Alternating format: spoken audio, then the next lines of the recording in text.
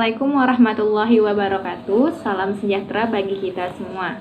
Di kesempatan kali ini, saya dan teman-teman saya akan membahas tentang sumber ajaran Islam. Definisi dari sumber ajaran Islam sendiri ialah segala sesuatu yang dapat dijadikan acuan maupun pedoman dasar dalam menjalankan syariat Islam. Secara umum, sumber ajaran Islam terbagi menjadi 3. Yang pertama adalah Al-Quran, yang kedua hadis atau sunnah, dan yang ketiga adalah ijtihad. Menurut pandangan para ulama, sumber utama dari ajaran Islam ialah ada 2, yakni Al-Quran dan hadis atau sunnah. Mari kita bahas dengan seksama apa itu Al-Quran yang menjadi sumber ajaran Islam yang pertama. Al-Quran sendiri secara bahasa berasal dari kata qoro'a atau Qur'anan, yang berarti bacaan atau sesuatu yang dibaca secara berulang-ulang. Sedangkan secara terminologi, Al-Quran ialah kalamullah yang berisi firman-firman Allah Subhanahu wa Ta'ala yang diwahyukan kepada Nabi Muhammad SAW melalui perantara malaikat Jibril. Al-Quran diturunkan tidak secara sekaligus, melainkan secara berangsur-angsur dalam kurun waktu 22 tahun, 2 bulan, 22 hari. Al-Quran terdiri dari 30 juz, 114 surah, dan 6.666 ayat. Adapun fungsi dari Al-Quran sendiri ialah 1. Sebagai pedoman hidup manusia, yang kedua sebagai sumber ajaran Islam, yang ketiga sebagai mukjizat dari Nabi Muhammad SAW, yang keempat sebagai korektor atau penyempurna dari kitab-kitab terdahulu, dan yang kelima sebagai janji atau berisikan peringatan dan ancaman dari Allah Subhanahu wa Ta'ala.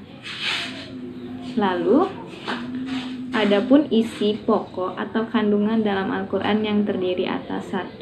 Prinsip ketuhanan atau tauhid, yang kedua prinsip syariah dalam menjalankan ibadah, yang ketiga berisikan tentang konsep ilmu pengetahuan, yang keempat berisikan tentang ancaman dan janji Allah Subhanahu wa Ta'ala kepada umatnya, dan yang terakhir berisikan tentang kisah-kisah Nabi serta kisah-kisah umat terdahulu.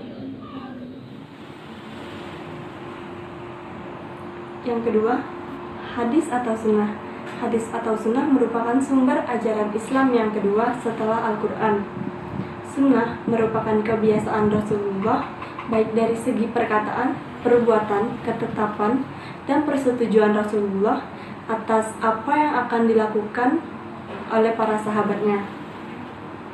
Menurut ulama salaf, as-sunnah yaitu petunjuk yang dilakukan oleh Rasulullah dan para sahabatnya, baik tentang ilmu, iktikad atau keyakinan, perkataan dan perbuatan.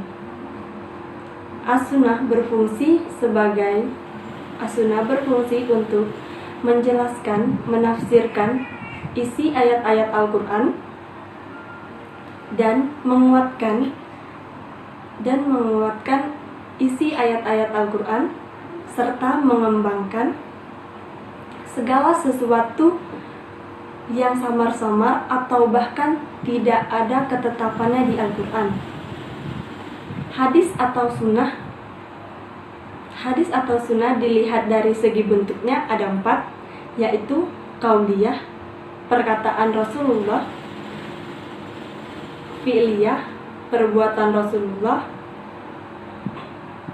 taqririyah, ketetapan, persetujuan dan pengakuan Rasulullah, dan yang terakhir hamiyah, segala sesuatu yang telah direncanakan oleh Rasulullah dan telah disampaikan kepada para sahabatnya untuk dikerjakan, namun belum sempat dikerjakan karena ajal yang telah Dilihat dari cara orang menyampaikannya terbagi menjadi 3. Yang pertama, hadis mutawatir.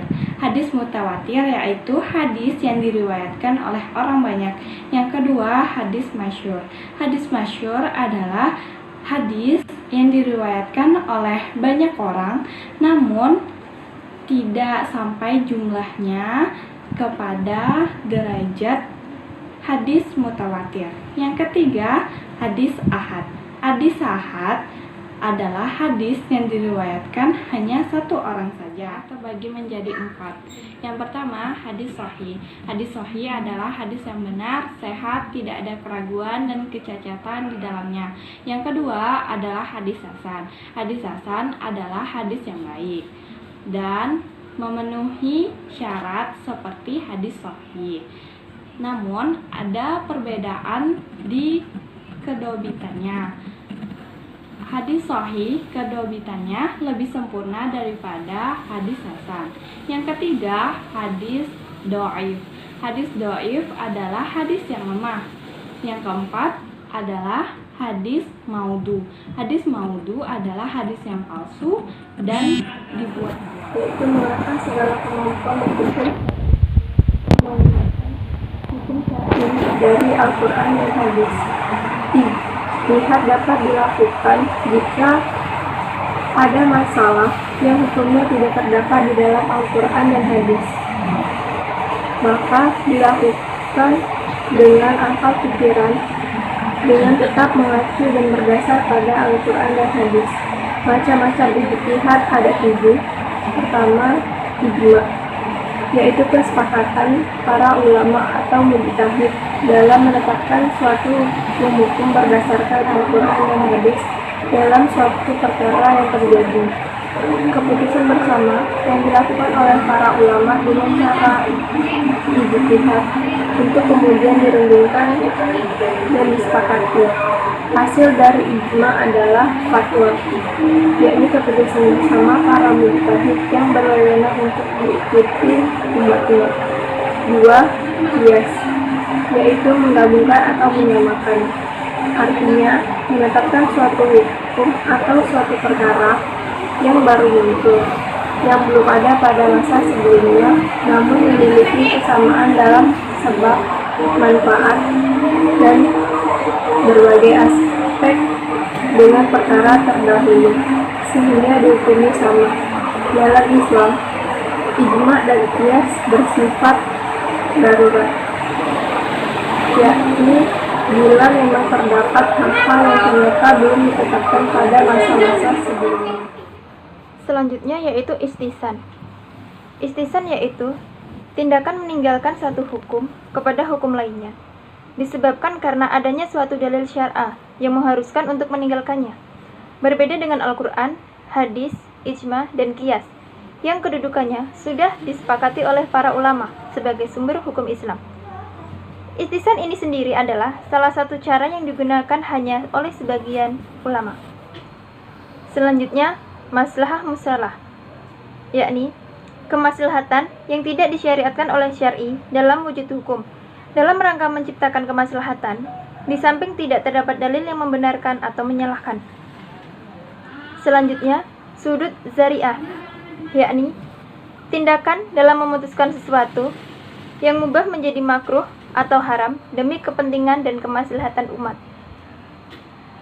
Selanjutnya, istihsab, yakni menetapkan suatu keadaan yang berlaku sebelumnya hingga adanya dalil yang menunjukkan adanya perubahan keadaan itu, atau menetapkan berdasarkan hukum yang ditetapkan pada masa lalu secara abadi berdasarkan keadaan, hingga terdapat dalil yang menunjukkan adanya perubahan. Selanjutnya, urf, yakni segala sesuatu yang sudah dikenal oleh manusia karena telah menjadi kebiasaan, adat, atau tradisi, baik bersifat perkataan, perbuatan, atau dalam kaitannya dengan meninggalkan perbuatan tertentu. Jadi jelasnya bahwa sumber ajaran Islam telah dirumuskan oleh Rasulullah SAW, yakni terdiri dari 3 sumber pokok yang menjadi acuan, yaitu Al-Quran, As-Sunnah hadis, dan Ijtihad.